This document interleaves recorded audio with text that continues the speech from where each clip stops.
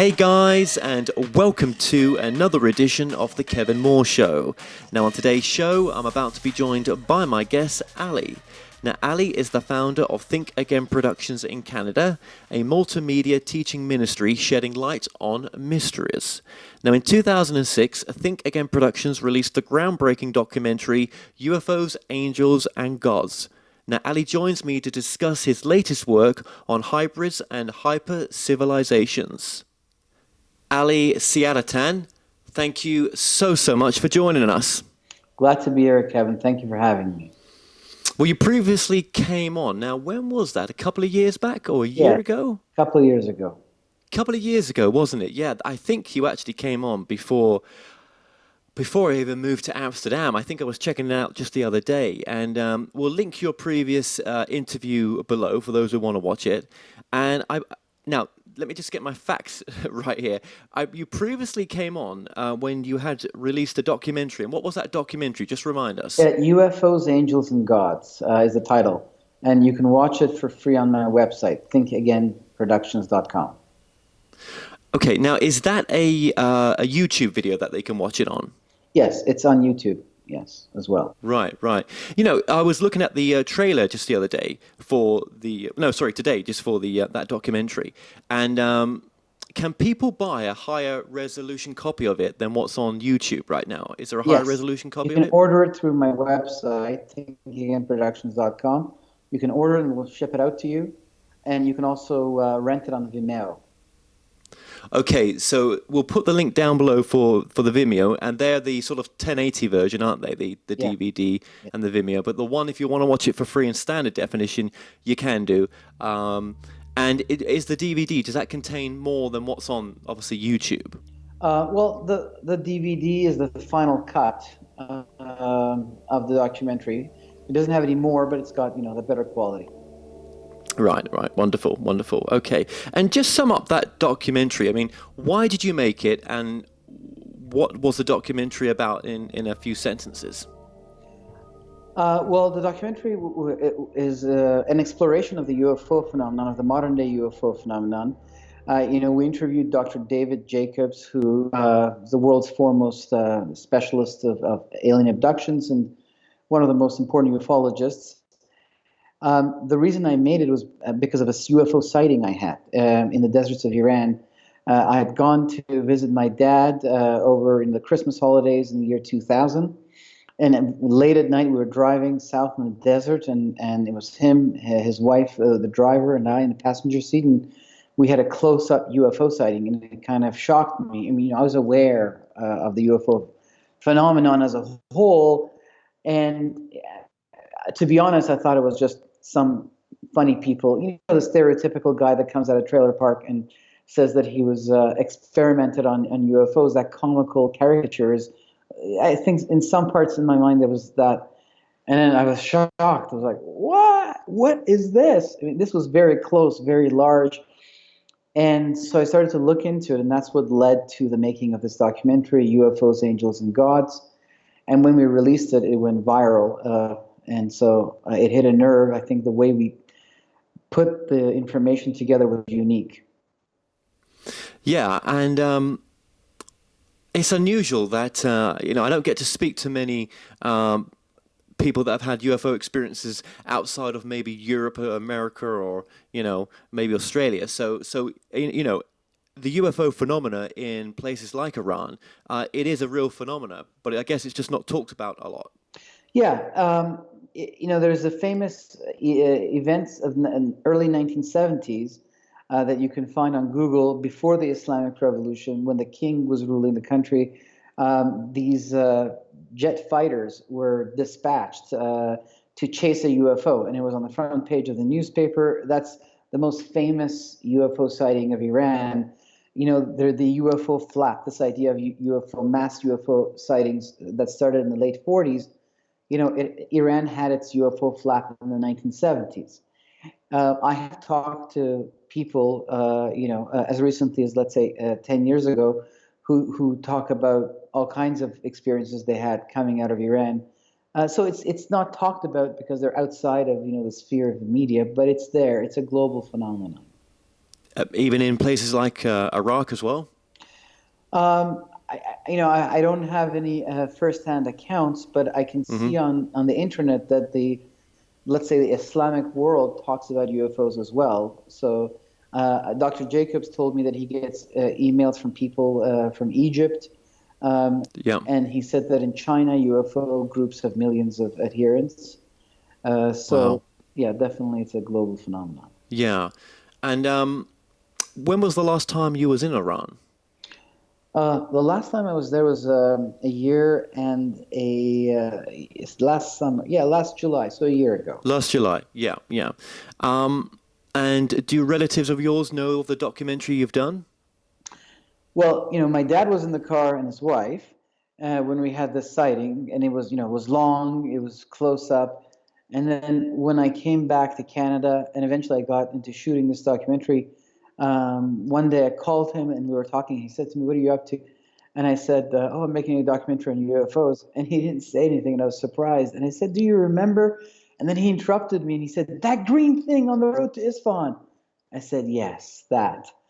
And really, that was one of the such a brief moment, but it's hard to talk about. It's outside of the reality that we. Hey, listen, even in my UK family, right? I love them to bits, but when I talk about our UFO sighting, we can't talk about it because it just doesn't make any sense. There's no reference, and they just don't want to talk about it. And I don't. Well, no, we can talk about it, but there's no reference. That's it. Where do you go with the conversation? I That's mean, exactly. now some people outside would say, "Well, that's crazy because you've had this amazing experience," but it's out of this world.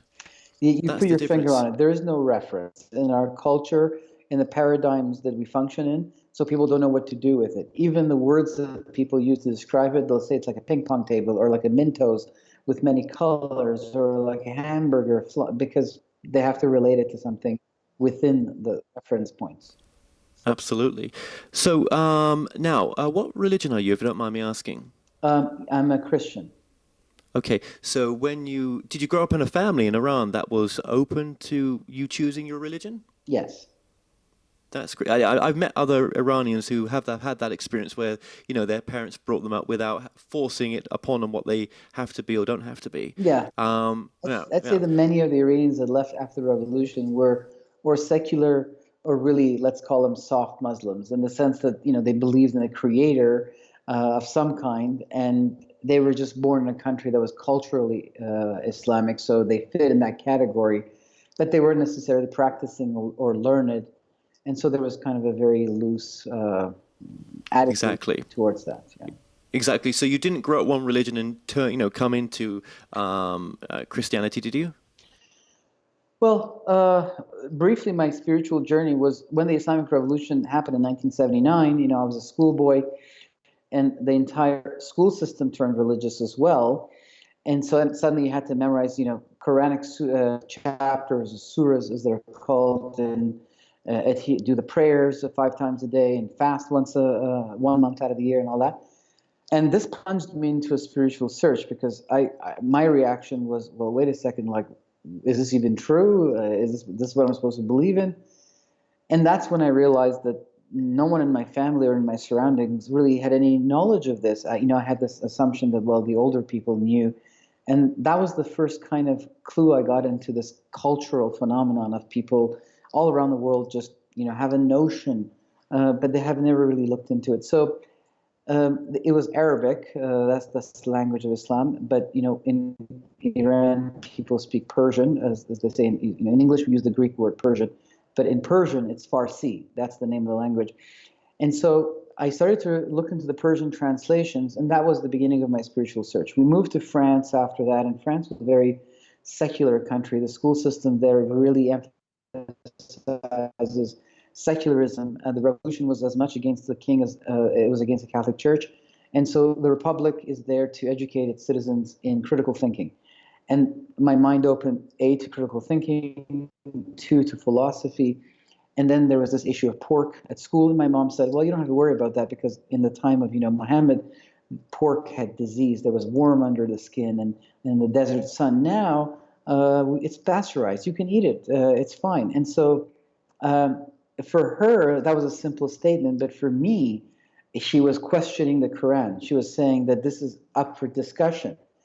And so with this idea of critical thinking, and suddenly this one simple statement, I believe, that in my life that God used that, the doors opened wide open to actually questioning. And then we moved to Canada, which is kind of a Protestant land here, ultimately. And I kind of, I was looking into Eastern religions and all kinds of things. Really, I was looking into everything and anything. And then I came into contact with someone who shared the gospel with me, and then eventually I had a very profound spiritual experience through Jesus, and I got that union with God that I was looking for, that real sense of there's something there, and I'm aware of it now, and this idea of kind of this spirit coming over you. And so then I realized, wow, this is actually true. And so I started to study the Bible methodically, and that was in 1991. And then in 1996, 97, I turned my attention to the study of eschatology, which is end times matters, and the study of angelology, angels, because these were parts of this narrative, the Bible. And then I had the UFO phenomenon, and it kind of all started to mix together and led to the making of UFOs, Angels, and Gods. Wow. Okay. And doing that documentary, was it in conflict with your religious views at all? I mean, because people that you interviewed would have been maybe more spiritual than religious in a sense. Yeah, that's true. I decided to let the facts speak for themselves rather than, interview a guy and say, hey, what's your perspective? Well, that's how you'd make a documentary. That's right. Yeah, yeah, Yeah, yeah. and so when I spoke, let's say, with Dr. Jacobs, he's well, he's a secular, atheist basically, and so I didn't care. It was the facts, it was research that were valuable to me. No, it didn't really. It actually opened up passages in the book. Now, all of these passages that talk about the comings and goings of angels inside of chariots, these flying chariots, like Elijah was taken off in a chariot. Now, all of these passages became real. I wasn't changing their identity from a Darwinian paradigm. I was now seeing the reality of it thanks to the UFO phenomenon. The empirical evidence of the UFO phenomenon brought to life. Now I could see an angel, rolling the tomb of Jesus and sitting on it, because the UFO phenomenon made that real. That something could come down and could accomplish such things. So there wasn't a conflict. It opened up these passages, and I could now take them literally. Absolutely. So let me ask you this. Sorry to butt in here. This is so interesting. So you found connections within the passages of the Bible that relate to what you feel is the UFO connection in a sense. And the UFO, between me and you, that's just a word we're using for something we still don't understand, right? Exactly. It's a mystery. Right. Absolutely. Yep. But, since we function in this scientific age, we like to use like scientific words like UFOs, angels, and God, like UFOs, that's the scientific term. But as the title shows, I kind of started to connect this idea of the gods of the nations, the angels of the Bible, the modern day UFO phenomenon. I realized that it was the manifestation of the same idea. And we can talk about it in a moment, how they all connect together. But as far as the UFOs in the Bible, the word used for chariot, so there are two words in the Hebrew Bible. One is merkeva and the other is rikab. And these words actually mean vehicle. That's what they actually mean. If you look it up in the dictionary, the reason they're translated as chariot is because until the 20th century, there was no other vehicle but chariot. So it was redundant. People didn't think of saying vehicle. They just said chariot because it was the only vehicle. It meant vehicle. But actually, it's important, I think, to go back to that original meaning, because we now have so many types of vehicles. We go in the sea, we go in the heavens, whether it be at sky or the rockets outside the atmosphere, and we travel in cars. And so we have now looking at this, it was like, wow, vehicles that come from someplace else, vehicles that take people away in them. Okay. That now, the UFO phenomenon and this aspect of the Bible suddenly had a parallel, since the Bible claims to talk about the world in which we live. Yeah, well, obviously, being able to speak Farsi, was you able to, compare notes from the Quran as well? Yeah, I mean, I did, I was aware of, the Quranic perspective of angels. And when you actually go and look into kind of the Muslim world's view of UFOs, more readily they say it as angels because they have a theocentric, a theological paradigm that governs the culture through which they look at reality. So, through the lens of those glasses, the stuff flying around in this book and the stuff flying out the window must be the same. In the secular world, as you said, we call them UFOs because we take this scientific thing. We don't know what they are until we study them and et cetera, and then we'll decide at the end what they are. And so, the advantage of the Bible versus the Quran is this. Of all the religious books that are out there that were revealed supposedly by the gods, the sacred books, whether it be the Bhagavad Gita, the Hindus, or the Vedic texts, which are older than the Bhagavad Gita, or the ancient texts of the Mesopotamians, the Enuma Elish, or the Egyptian Book of the Dead, the Avesta of the Zoroastrians, the ancient religion of the Persian Empire, or the Quran of the Muslims, even the Tibetan Book of the Dead. The difference between all of these texts and the Bible is this. These texts claim allegiance to a deity. They tell you how to connect to that deity. They give you an understanding of the afterlife, and then they give you the righteous way according to that deity. This is the moral code, the righteous way, the Dharma, they call it in Hinduism. And this is, the God you ought to worship, and this is how you connect to him, and this is how you live, and then when you die, this is what happens. Great. The Bible is the only book that presents its story of spiritual truth in the context of a narrative that technically occurs on the stage of history. It begins, in Mesopotamia. From there are characters we're following. Real cities are mentioned. Real people are mentioned. Real events are mentioned. Because it foundationally sees the human race as a spiritual race, it is a race that was made in the image of, of God. So man everything is spiritual suddenly, and so this story that it follows, and then it tells the story by juxtaposing or interlinking history and prophecy. It tells the future, and then when it occurs, it records it. That's how the narrative of the Bible is woven together. And so by putting the UFO phenomenon in the biblical narrative, a story emerges. You can actually now say, wow, who are these people? Why did they connect to the cultures of the world? How did they, shape history? Oh, they're prophecies that tell us about the future. Well, let's look at what's happening today in the UFO phenomenon and see if it actually matches the prophetic, writings. So suddenly you get a narrative that provides a context, and that context gives you meaning as to who they are and what's going on. It's not just like the Quran or the Bhagavad Gita or any book where it allows you to simply say, oh, these are the angels, these are the gods, and the story.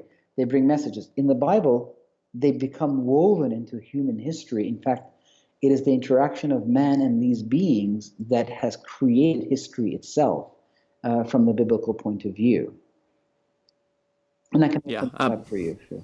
Well, we sure no open it up a little bit. Yeah, I mean we've got Okay. so much to talk about, to be honest. So all the civilizations claim their genesis to the gods. There is a code given, and this code kickstarts the civilization.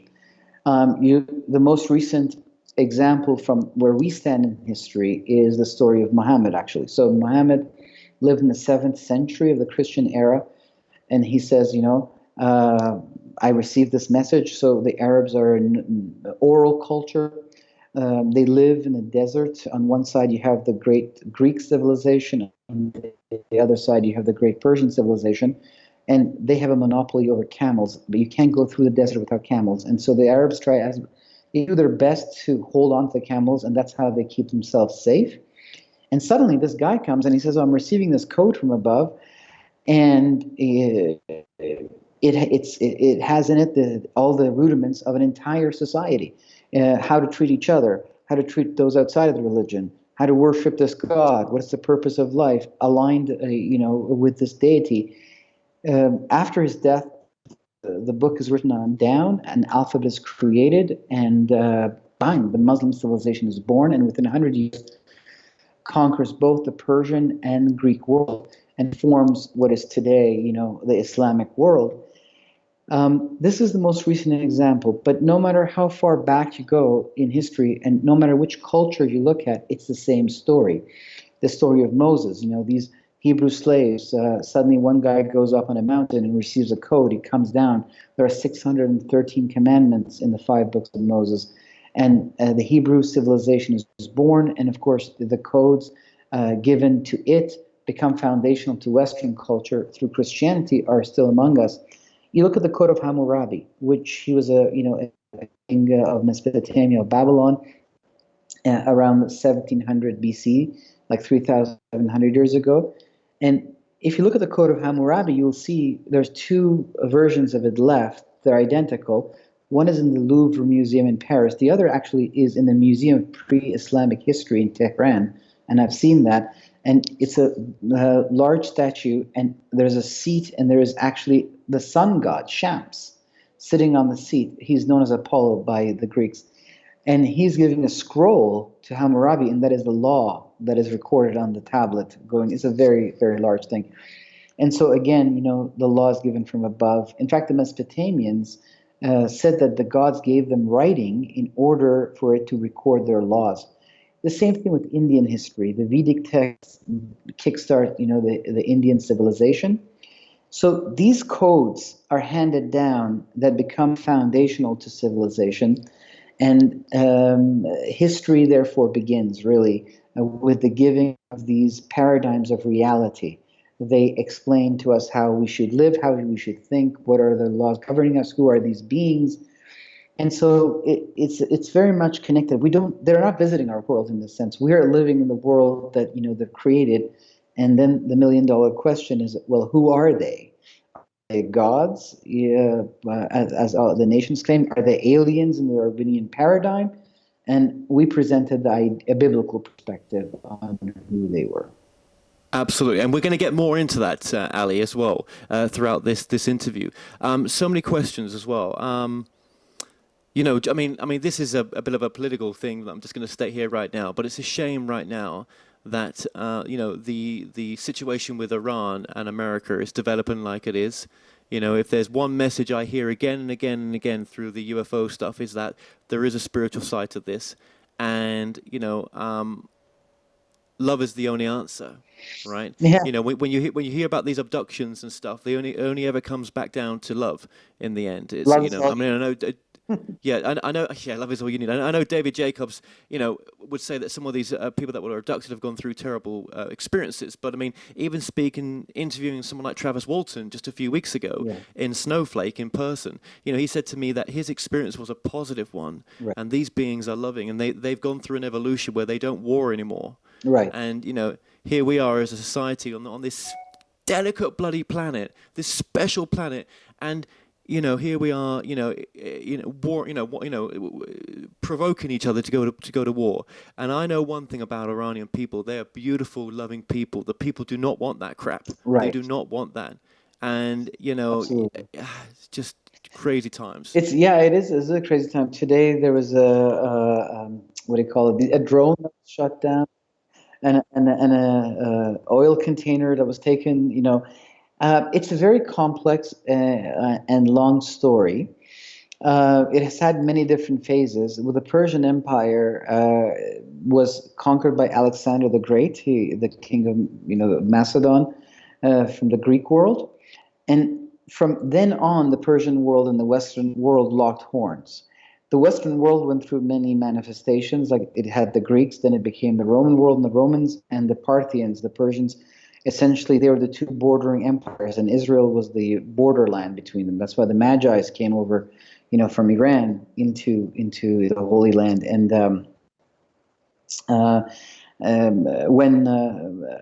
when the Muslim invaders, came to take Jerusalem, and they came to Bethlehem, they didn't destroy the Church of Nativity because on it they recognized that the Magi wore the clothes of Persians.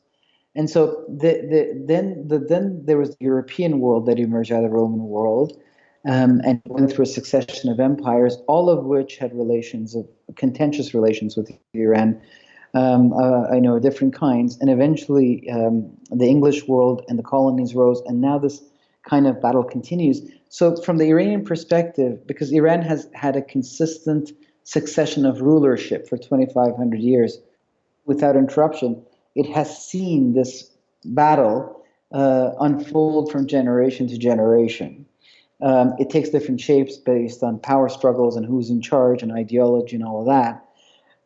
So it's a very long story. As far as the modern stuff that's happening, well, it's very tough because the Iranian government, which has been in a way hijacked by the clergy, is very oppressive. The truth is, there's lots of people that would like to see them go, not necessarily through a war or another revolution. I think the country has had enough of those things, but through some sort of a peaceful, internal transition.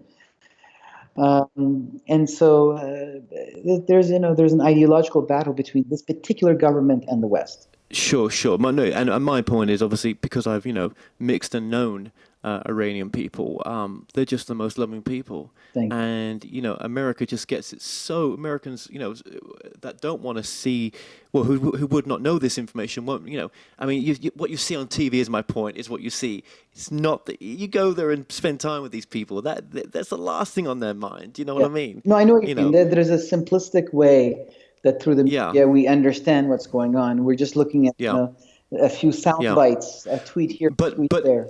Shouldn't that be the message of some of your work as well? And I think it is that it does. No matter if you're religious or not, the answer, even in this work nowadays, when I do the UFO interviews, it always comes back to consciousness and spirituality, or at least love, right? And maybe decades before it was just very much nuts and bolts, but now you must have seen this shift. Yeah, I see what you're saying. How does it all, this message of love, relate to this? Well, I think that we have to be aware of the people that are underneath these battles, like you're suggesting, and that there is I would say, most Iranian people just want to live like normal citizens of the world, get along with other nations. There is ideology, and ideology conveys a message. And it forces us, this is the nature of reality, to take a stand for it or against it. And so what's been coming out of this revolution, this particular rendition, at least that has the political power, is that somehow God has given authority to these rulers to prove that their understanding of Islam is the correct one. That the whole of the Sunni world should bow to them, as well as Israel should be destroyed, and eventually the Christian world should fall.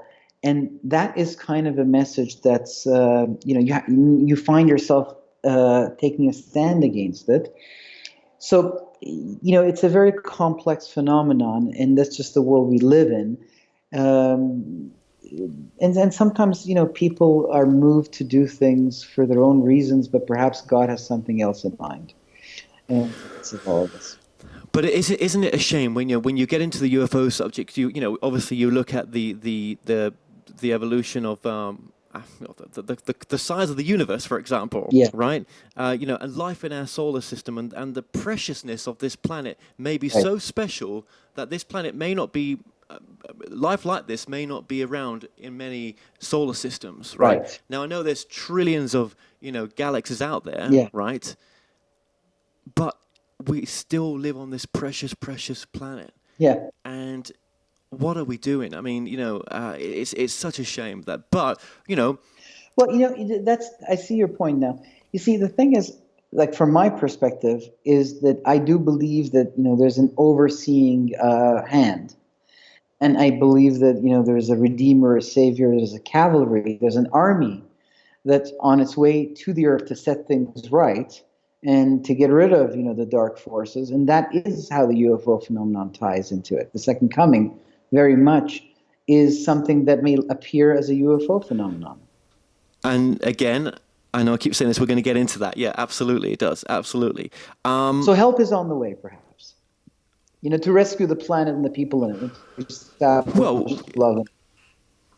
Well, or is it got to get to a point where unless we progress spiritually, we are not gonna. That help won't be to hand, because there's something about not interfering. No, I see what you're saying. You see, The UFO phenomenon, when it started early in the late 1940s, actually, I think I have it in this book here. This idea, so this is something from the early days. It says that very problem as to, why are they visiting the Earth? That very problem was addressed in February of 1949 by astronomer Professor George Valley, acting as a member of the Air Force Scientific Advisory Board. In a top secret report, he told the Pentagon his theories about the alien civilization that might well be coming to the Earth.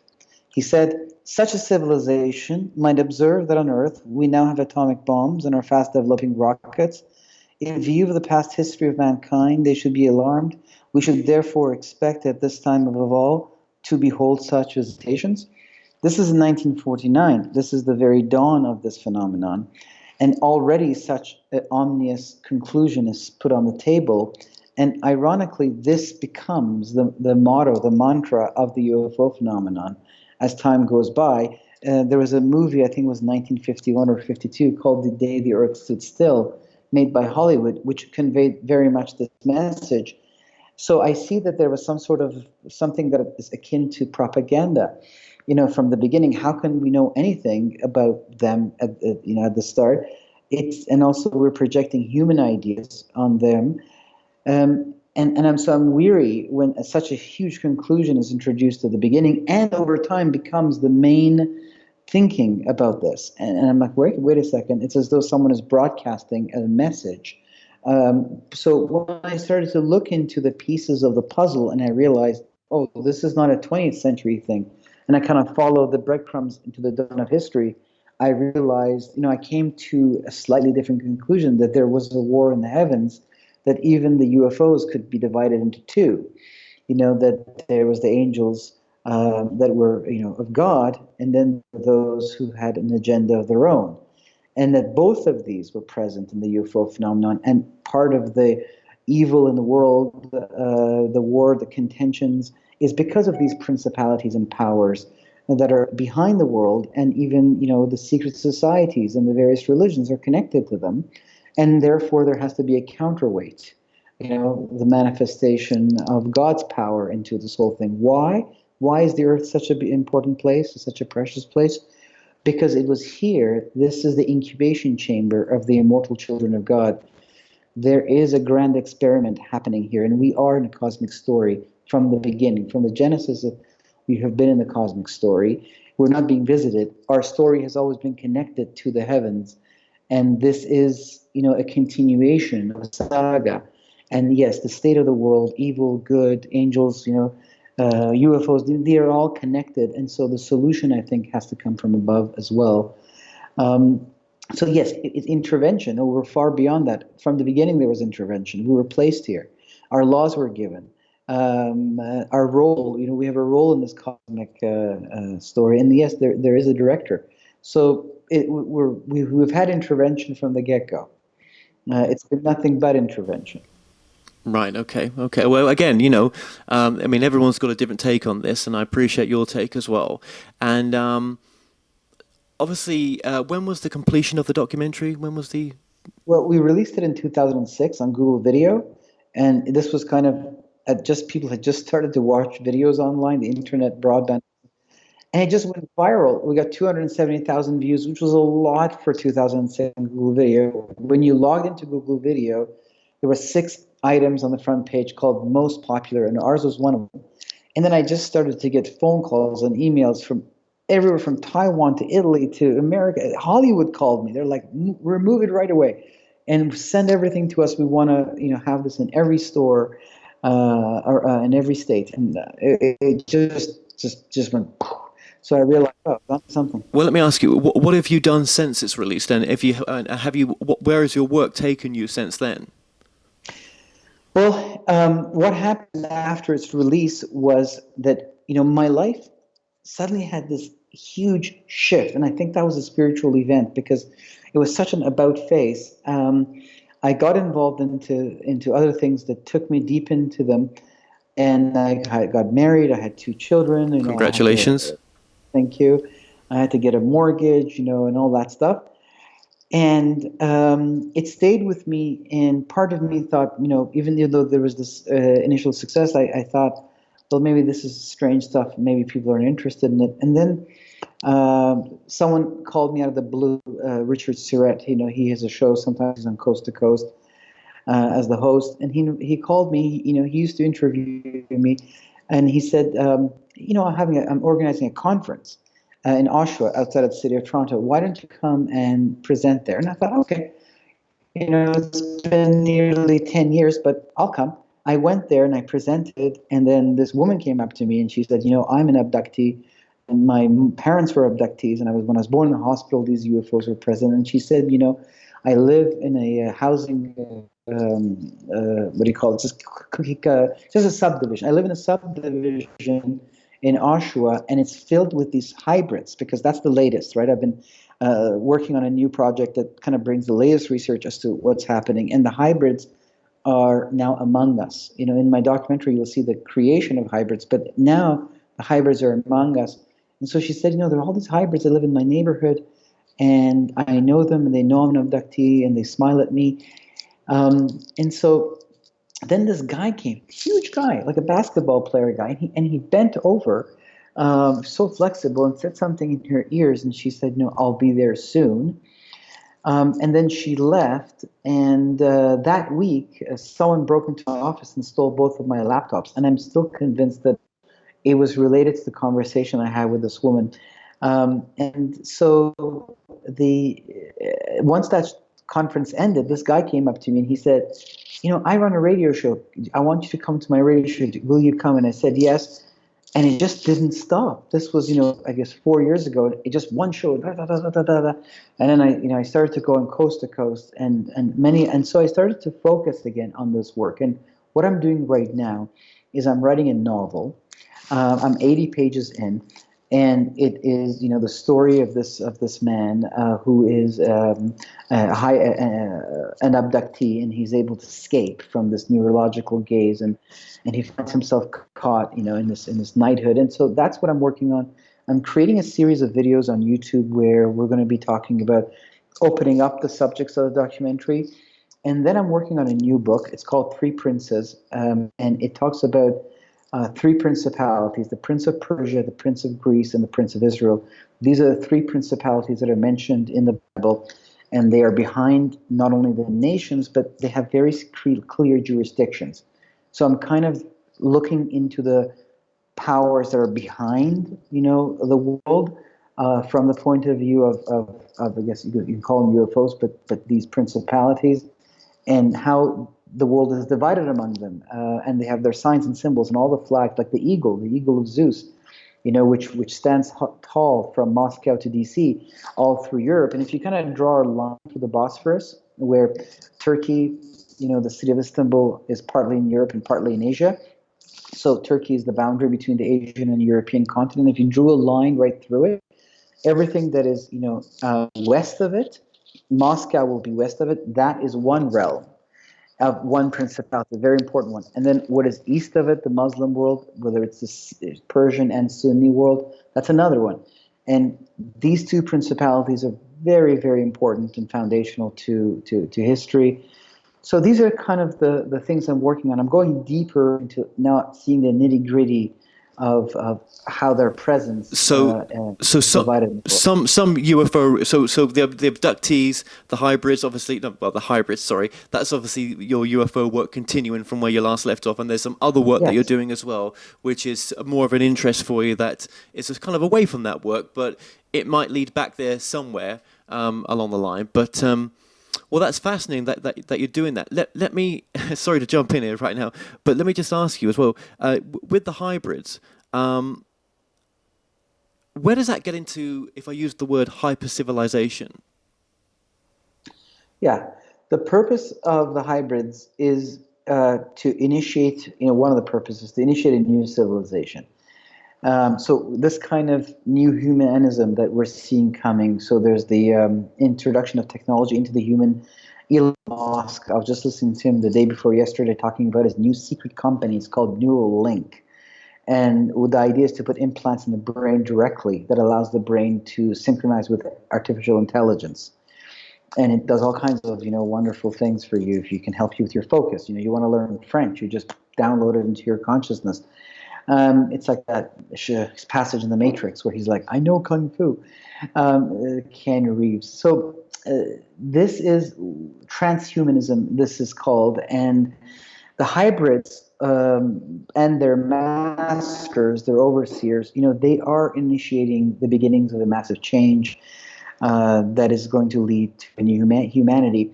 Now, there's an interconnection between all of the Bible, this stuff, the hybrids, the UFOs, the angels, and all that stuff. These are just different terms, different words for the same thing. It gets confusing when you use different words. Basically, from the beginning of history, all the civilizations document the hybrid phenomenon. Some people will call them titans. Others in the Hebrew Bible is called Nephilim. In English, Jerome, who translated the Old Testament into Latin, he called them gigantus, and that's where we got the word giants from. So this is a phenomenon that has an arch through history, and when you kind of study, again, the biblical narrative is a very insightful narrative because it covers so much of history. It tells us that the fallen angels introduced their seed into the Adamic race. And this is part of that plan. This is kind of the continuation of this story. Jesus had a parable of wheat and tares, and so there's the tares that in Hebrew, the tares are genetically modified wheat, and so they look very much like the wheat. They're intertwined with the wheat, but at the end, when they flower, they're clearly different, and you can see the wheat and tares. So this phenomenon has been part of us, and it's part of this rebellion to include the human race into the kingdom of these rebellious angels, and to replace the human race with a new world led by these fallen angels, their hybrid offsprings, and other humans. And this is the kind of world that existed apparently before the flood. There was Atlas, who was the leader of all these giants, and his city was Atlantis. And so we're returning to the kind of civilization that existed before the flood. I see that Christianity in the culture has a negative connotation, and it's kind of this backward thing nearly that we're trying to surpass into a more enlightened reality. But the truth is that that's perhaps the human take on it, because there is nothing more enlightened and advanced than God Himself, and God's Spirit is a powerful thing, and His Word is very deep.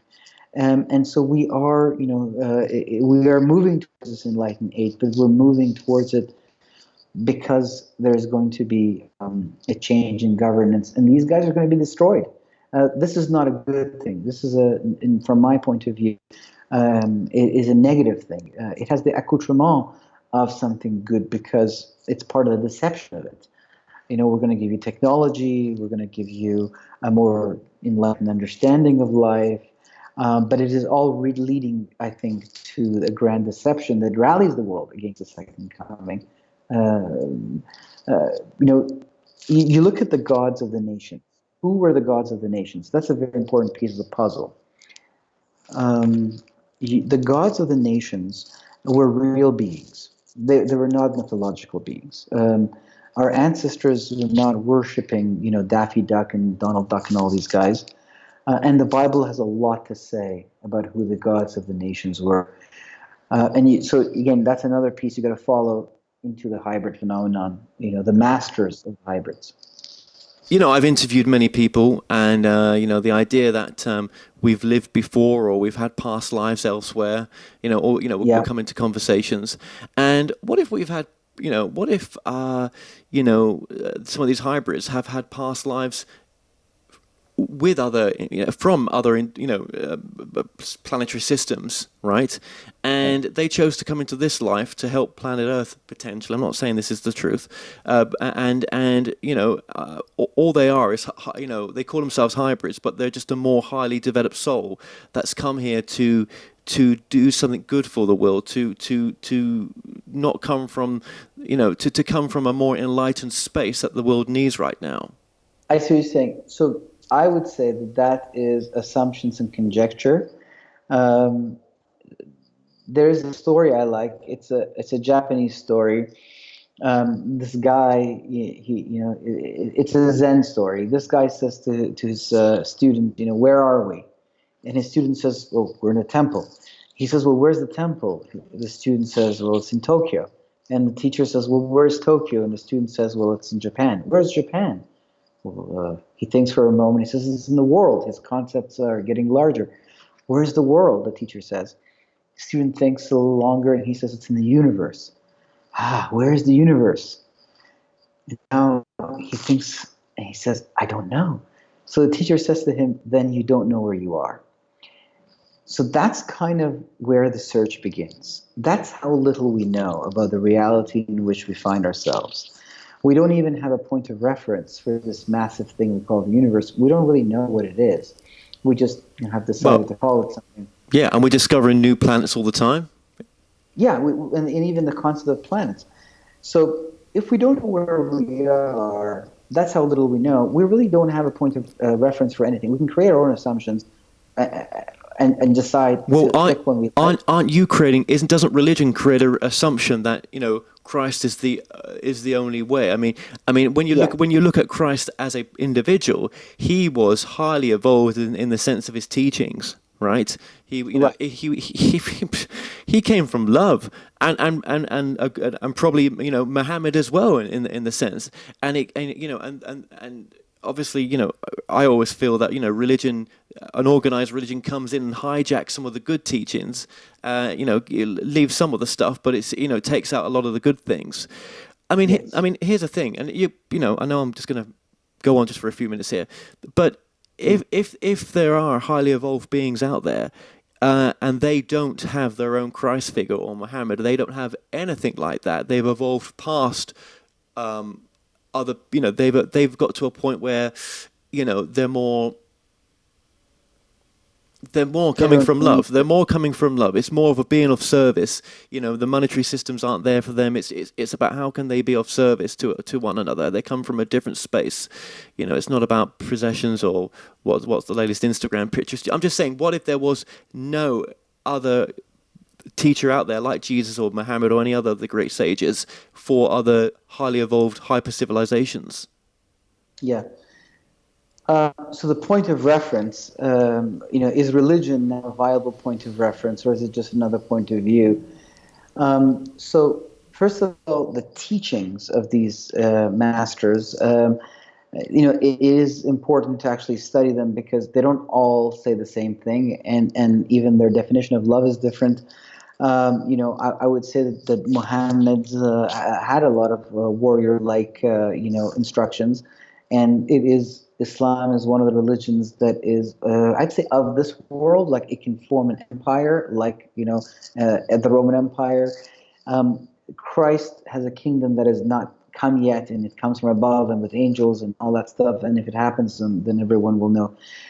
So it's not of this world. So it allows spirituality to flow. There are differences, but to come back to this point of reference and what is the measure we use to look at reality. In my personal experience, I wanted to know God directly. I didn't want to know religion. I didn't want laws. I was a mystic. I wanted to have that one-on-one experience with God, and I wanted God to say hello to me.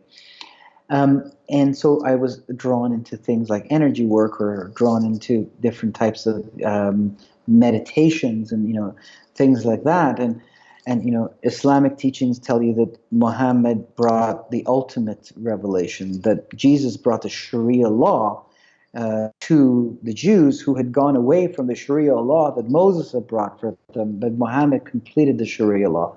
And I thought to myself, I don't want laws, and I want direct contact, and so why would I study the teachings of the lesser prophet, like Jesus? But the biblical Jesus is a very different character from the Islamic Jesus. And so when I came, to this study, to this center, I assumed that we were studying many different types of religions and mysticism, and everything was honky-dory. But then one day I walked in, and suddenly he had a Bible in his hand, and he was talking about it as though it was actually real. And I thought, oh, what am I doing here? This guy's a fundamentalist. Like, that's like the worst type of Christian. And, you had to take your shoes off to come in. And so I thought to myself, you know what? I don't have anything back there in the change room that's precious to me. I'm sitting right by the door. I'm just going to run. I don't belong here. That's how afraid I was. And then I felt a presence, a hand on my shoulders, a real hand. And this idea came to me suddenly. The idea was, look, you've come to understand this man is wise in many, many ways. His understanding about all kinds of things that I was interested in. And perhaps he has something to teach you about this as well that you don't know. Listen. This idea came to me. And suddenly a peace came over me, and I thought, okay, I'll listen. And so then I started to get this kind of fractured understanding of this thing called the gospel. And then in around that time when I was doing these studies, someone gave me a pamphlet, at an intersection in the street. And it said, if you believe that this Jesus was the Son of God and he died for your sins and came back on the third day, then you're going to have eternal life. And I thought, oh, that's interesting. I've never heard that. So I thought to myself, I'm going to try this. I'm going to actually go along and I'm going to, say this prayer. And if some spiritual change comes over me, then I will know that it was true. If it wasn't, then I'll catalog it as just another idea in my library and move on. And when I kind of gave myself this prayer, suddenly this spirit comes, it's an energy, came over me. My consciousness opened to the presence of God. I was suddenly aware of the very presence of God, as I am to this day. And I thought, I can't believe this actually worked. And so I got interested in the New Testament, and I started to read it for the first time. And as I started to read it, and I went deep into it, I realized, wow, the archaeology adds up. The prophecies actually work. Wow, this book is explaining the true nature of reality and the UFOs fit in it. So it became a very substantial point of reference to me, and a very unique point of reference. The archaeology added up, the prophecies added up, the spiritual mechanism at the heart of it worked, and so suddenly it was a reliable source of information for me. Without that, I'd say really you can pick the one that you like, because we don't even know where we are. Well, okay. Let's go from that point of not knowing where we are then. I've had guests on here who say that this is a virtual reality, that Yes. it's real and there's real consequences, but it's go behind the screen and there's it's not what we think it is, right? Mm. So with the hyper civilization, what if the hyper civilization what if a hyper civilization is a civilization that's either found us and seeded us to be what we are, like when you find a rare species of animal, you would want to contain it and study it and maybe help it to keep breeding, or and if there were fallen negative versions of that, maybe they'd want to enslave us, right? I'm not saying they would, they didn't do, right? But just say it was a bit more positive, the hyper civilization.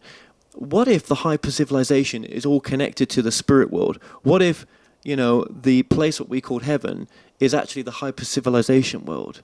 It's actually the hyper civilization, and we think that these UFOs or these unidentified craft or these beings are have had their own history, but actually it's way beyond that. It's way beyond that. That it's actually the spirit world and these beings and the hyper civilization that that's looking after us or has had an interest in us is that very place, and we've Yes. that's how much we know. Right. So then let's talk about the facts of the UFO phenomenon. What are the empirical facts that we've been collecting? There's massive sightings that started in the late 40s, 1948, 1947. Well, can I add something to that?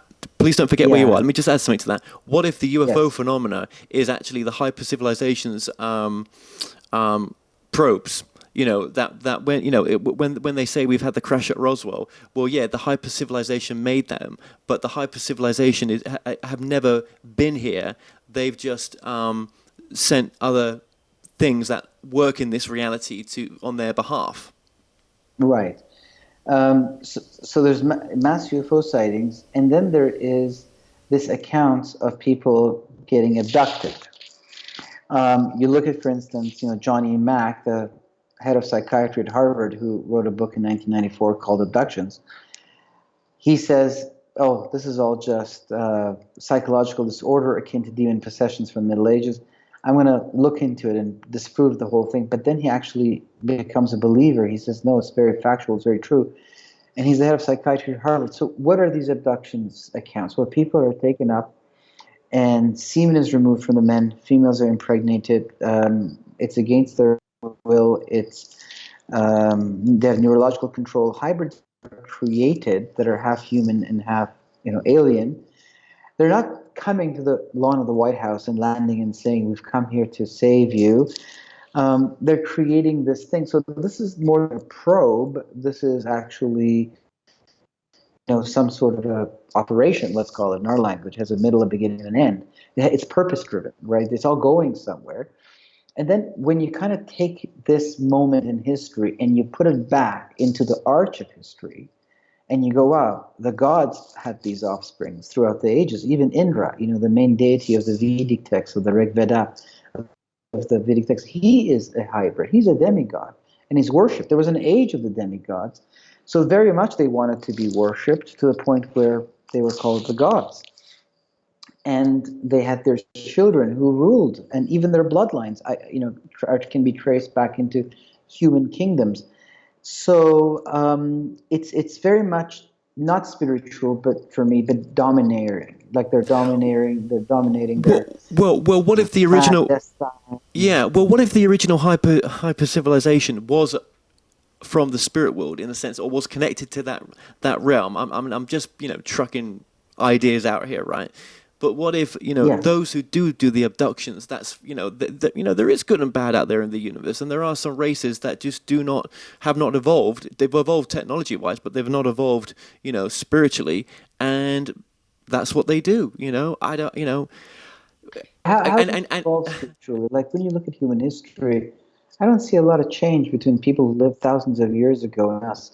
Like, we've got more toys, more technology, but fundamentally, it looks like we've all been doing the same stuff.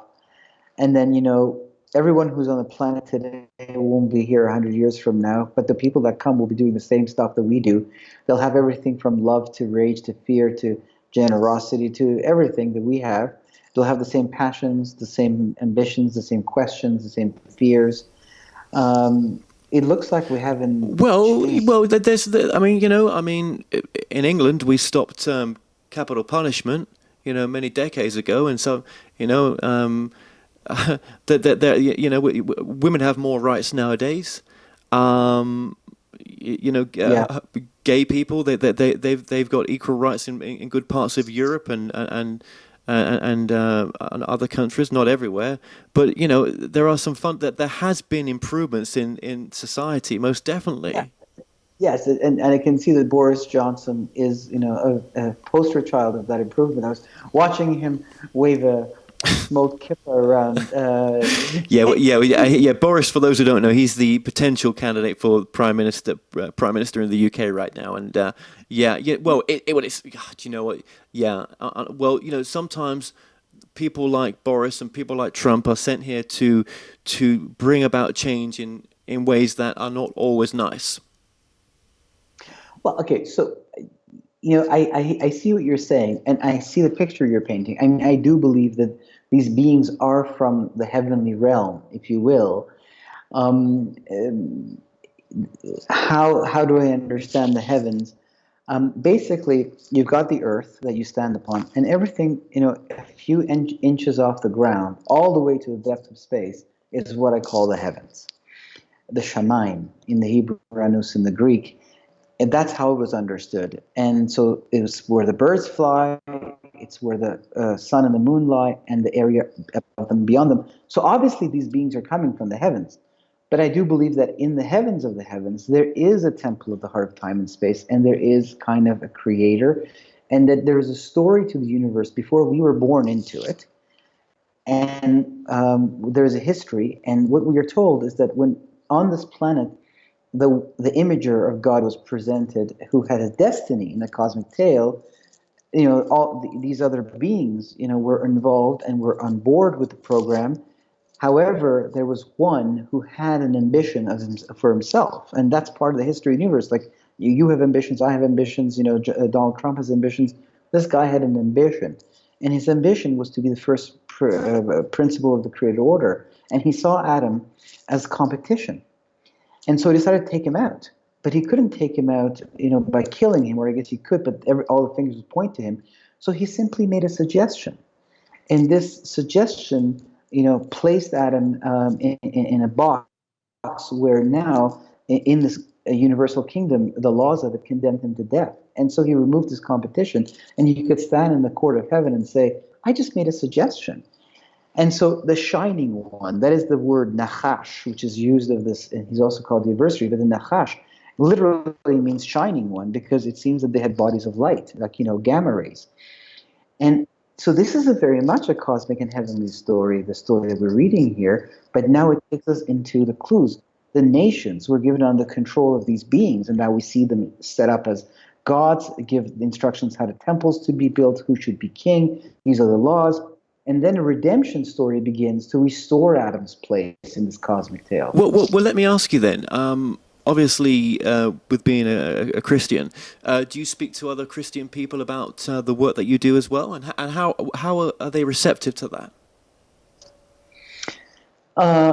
Well, I've seen kind of an opening up in the past 10 years of people. I mean, that's one of the reasons I stopped talking about it 10 years ago, because the world outside of the Christian world was far more receptive to this perspective of the Bible and how it connected to all of these realities than the Christian world. When you strongly hold a perspective you believe is sacred and you should defend it at all costs, you feel fear and threat that your identity is being challenged because it's so intertwined with the perspective.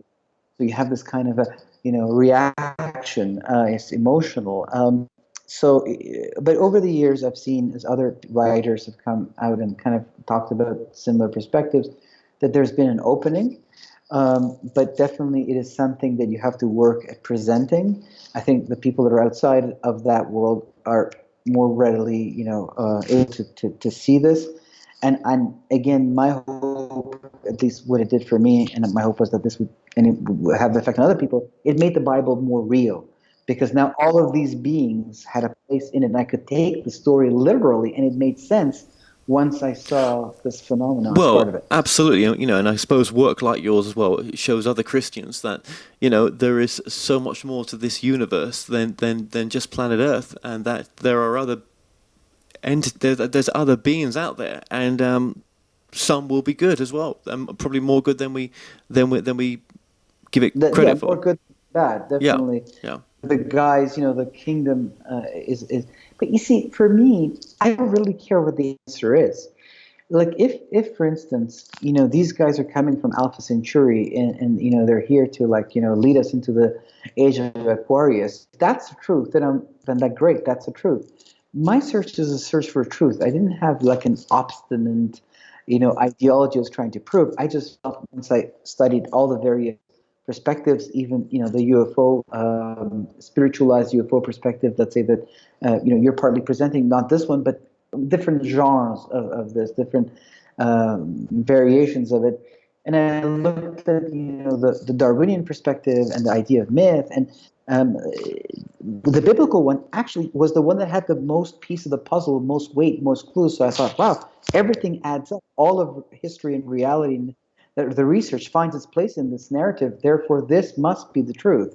And so I went with that because the research led me there. The weight of the evidence laid there. Above all. That's all. Obviously, you've entered also into a field where there's lots of frauds as well. Lots of frauds. Yeah. And you've probably seen that in this field as well, haven't you? Oh, yeah. Yeah, there's lots of people who make stories up in order to beef up themselves, and it was just they're lying, right, about what they're seeing, what they're experiencing. It's like they're kind of glorified cult leaders of some kind. And then there's people that have the contacts, like the mediums and people who channel these aliens, and you got to read some. You probably have, but you got to read some of the stuff. It's not. It's some of it is very dark.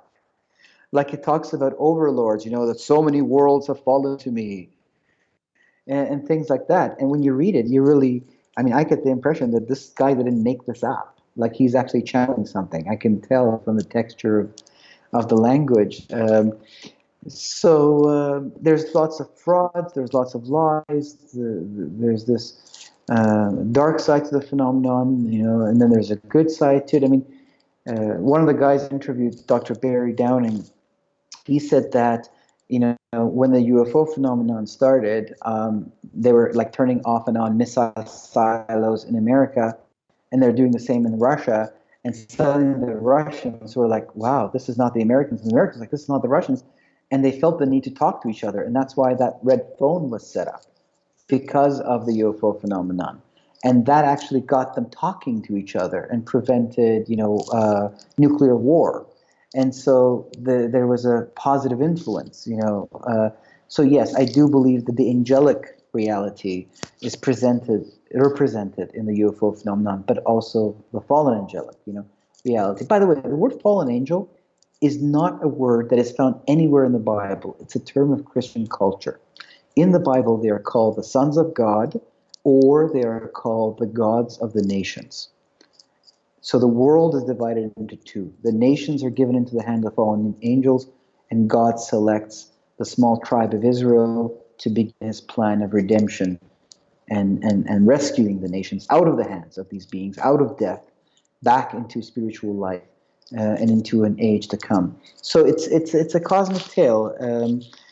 It's not something you can explain quickly. You really have to sit down and look at it. And that's why I'm writing these books now and making these videos, so that I can give people a chance to look at the documents and the facts for themselves, make up their own mind, but really study it. So it's something that's complex. It's a mystery. Well, it is, and yeah, it's such a big subject, and I think it does matter. I think it does matter, because when we start to look beyond, our planet, we do get to see how special it is, and how it's very special. Very special. It's very beautiful, and that we are one of we're one of probably not very many as special as this, and we need to respect ourselves and the planet more. So yeah, if this work can do that, that's why I push it sometimes. God is love. That's what it says, and you're right that love is the highest law. I think that love, there's that emotion of love, like you feel love and all that. Um, but love is in reality is something that essentially implements order. Like love does not steal, love doesn't murder. Love doesn't rape. Love doesn't pillage. Um, Love is not unjust. So another way of saying be loving would be to say, don't steal, because if you've ever had something precious robbed from you, you really feel violated. It's very hard. Don't murder. Don't twist reality. Don't pillage. Don't innocent blood. Don't shed it on the streets. To say all of these things is to say love your neighbor as yourself. So love manifests, it breaks down like light that breaks down into the spectrum. Love breaks down into these laws. So it's not just a free for all. No, absolutely not. Well, look, Ali, we're well over time here, and I knew this conversation was going to carry on, and I'm grateful it did. And your website, one more time, Ali, is? My website is thinkagainproductions.com. And people can write through it. They can, receive the newsletter by signing up. They can email me. They can watch the documentary, and they can buy it or go to the link on the mail. It was really a pleasure being here, Kevin. I really enjoyed our conversation. Thank you very much for having me. No, thank you. And your website's been coming up on the screen all throughout this interview. And hey, look, I would definitely get you back on it again in the future with the work. You let me know when you've got those books sorted out, and just thank you Yeah. so much for joining me today. Thank you for having me, Kevin. Cheers.